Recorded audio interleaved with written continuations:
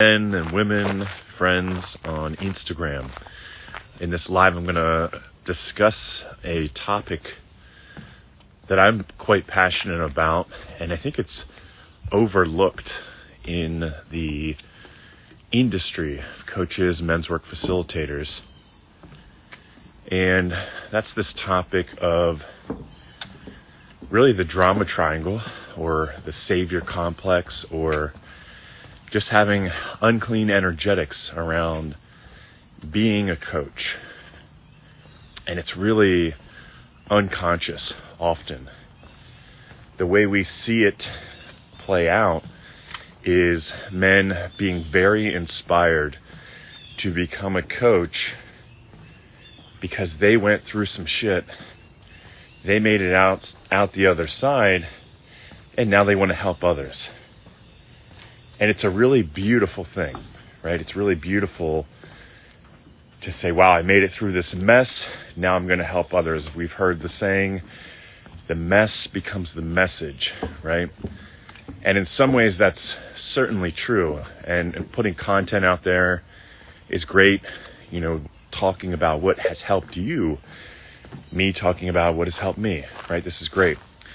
Here's where the part that is a little sideways or unclean can come in.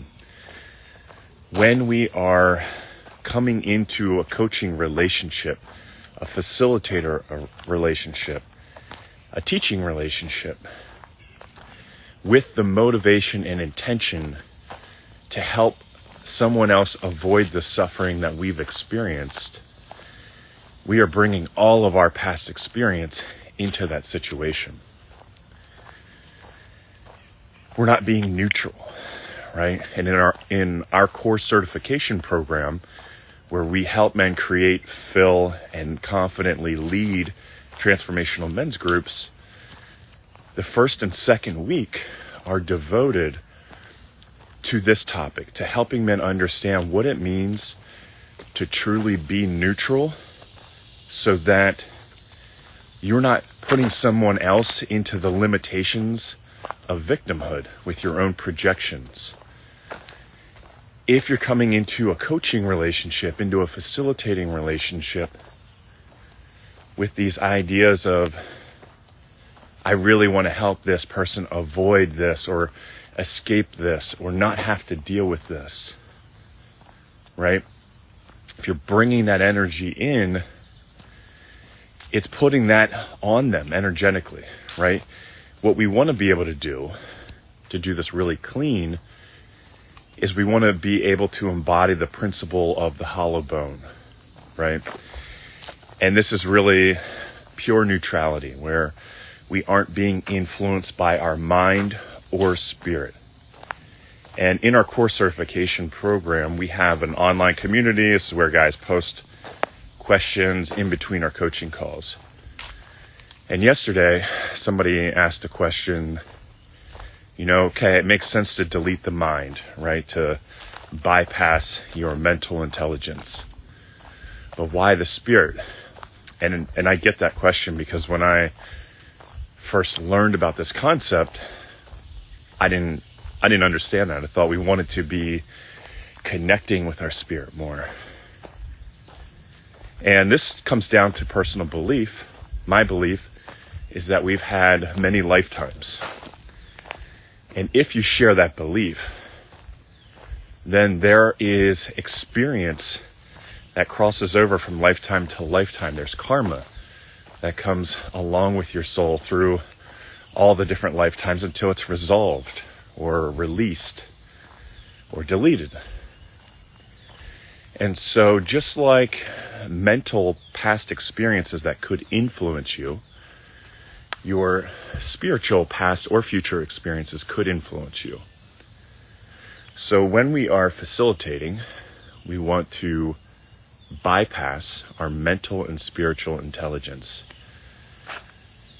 And there's mantras you can use, there's somatic practices you can use, there's ways you can tune into your physical intelligence, right? That's what we want to be operating from. And we teach all that in the beginning of core certification. We teach energetic hygiene. All these things are really important because we don't want to be doing any harm. We want to create an empowering condition for men to be in a mode of self-discovery. We want to share prompts and we want to share things with them in our group that will help them discover new things about themselves, help them lean into new edges, and help them to integrate and embody the virtues that are necessary for them to step into a fuller expression of themselves, essentially.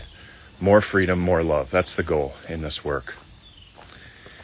And when we're bringing in our own stuff, it makes it a little unclean, right? Because when we have an idea of what's going on, we think, oh, I know what's going on here. And if you're a facilitator, you facilitated men's work before, let me know down in the comments if you've ever experienced in a men's group you were facilitating, or maybe somebody else was facilitating, and the facilitator, could be you or somebody else, thought they knew where the work was going, but it wasn't going where they thought.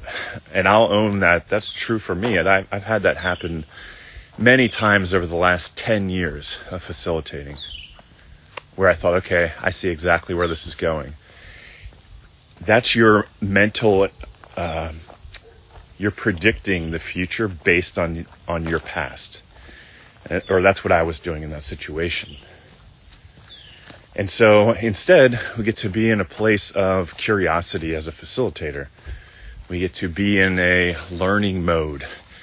And instead, we're tuning in to what we're feeling in our own body as a facilitator, and we're tuning into the body language of that other person, the energy of the other person, the energy of the group. We're tuning in deeply to the moment. So, although the inspiration to become a group leader, to become a coach, to become a teacher, your motivation might be, man, I had some hard stuff go on in my life. I made it through and I want to help people. That's beautiful and there's nothing wrong with that. The challenge is, okay, now that I'm doing this, here I am in a session with men or with women, whoever you're coaching or teaching or leading. Projecting your past onto their present creates an energetic limitation. And so learning how to manage that while you're coaching, while you're facilitating, is extremely important. As I mentioned before, we put this in the front third of our course certification program. It's 2 weeks, really, of work. So we take it really serious. It creates a really strong foundation. And our belief is that if we create the right conditions, transformation can naturally happen. So our job as facilitators, as coaches, is to create the right conditions for transformation to happen as a way of the natural way, right? Rather than us being a rock star facilitator. Another piece of this is when we do that, when we allow people to be in their own self-discovery, it's a much more empowering process for them than it is when we give them the answers. And this is going into advice giving, and I'll probably do another video on that soon. But when we give advice, that advice is rooted in our past experience. The people we're giving it to did not have our past experience. 100%. Never. They've not had our past experience. And so we're trying to place that reality on them if we do that, if we try to give them advice, right? Now, there are times where asking permission to give advice could be okay. And as a rule of thumb, especially in the beginning, never do it. Never do it. So, hope you guys gained something out of this. Let me know if this was helpful. If you're a facilitator, a coach, you're wanting to get into men's work. I'm Eric Aumen, co-owner of Crowning Kings. Myself and Hendrix Black have a mission to make transformational men's work as popular and as commonplace as going to the gym. So you can help us by sharing this video, sharing any of the content that resonates with you. And if you feel called to this path, reach out. We can help you participate in a group. We do have some spots open in the Sacred Men's Council. We can also help you lead a group. We have the course certification program. So I hope everybody has a beautiful day, and I'll talk to you soon.